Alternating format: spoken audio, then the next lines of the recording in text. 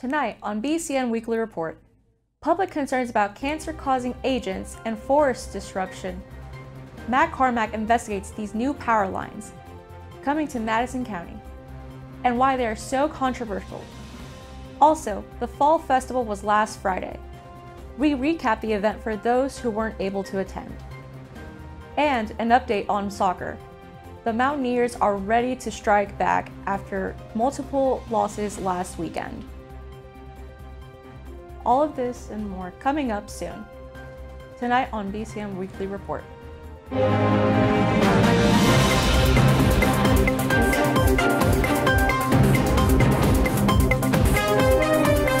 Live from Berea, Kentucky, enjoy this week's episode of BCN Weekly Report.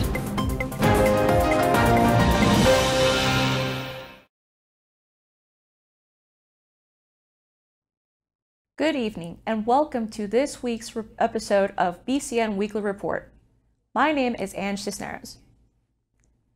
In the next 2 years, electric and magnetic fields power lines are able to build in Berea. Not only are these power lines expected to disturb the natural forest, but the public is concerned about health hazards as well. Reporter Matt Carmack investigates EKPC and their controversial past.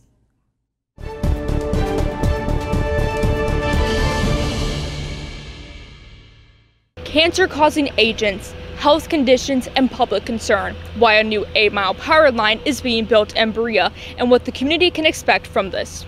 EKPC, or the East Kentucky Power Cooperative, is building an 8.5-mile power line through Jackson and Madison County.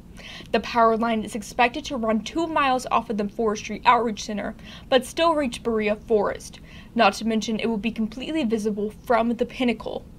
The power line is expected to be constructed near the intersection of KY 421 and Red Lake Road.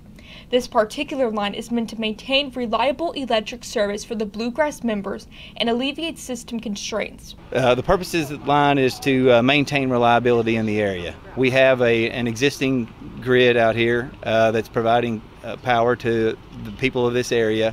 One of our substations has one of the largest number of customers of any substation on our system, and it's getting to a situation where it's getting into an overload concern, and we need to alleviate some of the load that's on that station, and to do that we have to have an additional substation built. EKPC prides themselves in their nonprofit and community-based work. That being said, community members are in opposition to these new power lines. Thursday afternoon, EKPC held an open house at the BereaCollege Forestry Outreach Center. Although this was framed to be a community-wide event, almost all participants were community members that were invited to attend. Many property owners who live in the affected area brought concerns to this meeting.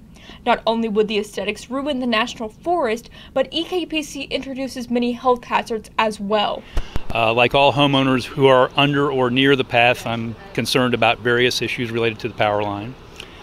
So we're here to find out more information today and start talking about what information we need additionally from EKPC so we can properly see what they're doing. In 2002, EKPC published Electric and Magnetic Fields, or EMF, associated with the use of electrical power prepared by the National Institute of Environmental Health Sciences. In the report, EKPC addresses a multitude of health concerns that their power lines address. One reason for this is because they only build their power lines above ground. In the report under Can EMF Exposure Damage DNA, they respond with, based on the experiments with cells, some researchers have suggested that EMF exposure may inhibit the cell's ability to repair normal DNA damage, but the idea remains speculative. In another section under Is there a link between EMF exposure and breast cancer, the report states a link between EMF exposure and alterations in the hormone melatonin was considered a possible hypothesis. Overall, the published epidemiological studies have not shown such an association. This statement is later contradicted in the next section, which states EMF exposure affecting hormones have been reported. Finally, EKPC admitted their EMF technology affects people with pacemakers and other medical devices. According to the FDA, interference from EMF can affect various medical devices, including cardiac pacemakers and implantable defibrillators. EKPC states tree clearing and construction will occur from November of 2024 to June of 2025, meaning freshmen and sophomores may witness some of these adverse effects. It is safe to say community members are concerned about these new power lines, concerns regarding health and cancer, deforestation, lack of clarity with EKPC's next steps, and the aesthetics of the forest. I think everybody from Red Lick Road all the way down to the southern end where it'll connect to the main line, I think everybody along that pathway is going to have some level of concern. Probably there are areas where it doesn't go anywhere near a building, but there are plenty of buildings where it is going right over, and I think those are going to be the people who are most concerned. With many more months or even years of construction regarding EKPC's power line, this story is ongoing. Reporting from the Quad for BCN Weekly Report, Mac Carmack. Back to you. Thanks, Mac. We'll be back with more news after this short break.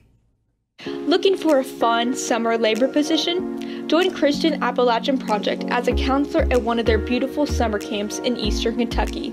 Inspire and mentor children living in poverty while enjoying kayaking, arts and crafts, basketball, swimming, and other fun activities. You also qualify for an AmeriCorps Education Award on top of your regular paycheck. Text Emily at 606-386-0002 to get started. Your perfect summer awaits. From beginnings to finish lines, from rehab to performance, from first steps to giant leaps, you are strong. Good Samaritan, your teammate in life, your partner in health. I want to be a contender. I want a warm belly to sleep on. A big house. How do I look? Do I look good? I want to play hard. My nails done once a month. I want a home. I just want a home. I want someone to love. Last year, more than 30,000 companion animals came to us without homes. 20,000 of them were felines. Let's make some homes together. Thanks for staying with us. With autumn's official arrival on September 21st, Outdoor Adventures held a fall festival in celebration. The festival began at 4 p.m. and was held until 6 p.m. at the Outdoor Adventures Rec Shack. At the festival, students were able to ride in a hot air balloon that was housed outside of alumni. Like any other Berea festival, a variety of food and games were available as well, including a pumpkin pie eating contest, grabbing for apples, bonfires, hay rides, and line dancing. The night ended with a watch party of Over the Garden Wall. Overall, it was a fun night for all who attended and a great way to start off fall at Berea. In other news, a tough weekend for our BereaCollege soccer teams as both men's and women's soccer teams played back-to-back doubleheaders on Saturday and Sunday. Our women's soccer team played Huntington College on Saturday, and after an early goal by Kayla Correra, the Hawks responded and played keep away, resulting in a 1-3 score on Sunday. Berea also hosted Spalding University. However, this game ended in a 0-0 tie. From the beginning of the season until now, fans have noticed a shift in team mentality and have credited the team with getting closer to catching a win. We spoke with senior team captain Bailey Franklin to see what the team was planning on doing to improve their past goals. This season is all about renovation, and I believe we're doing that.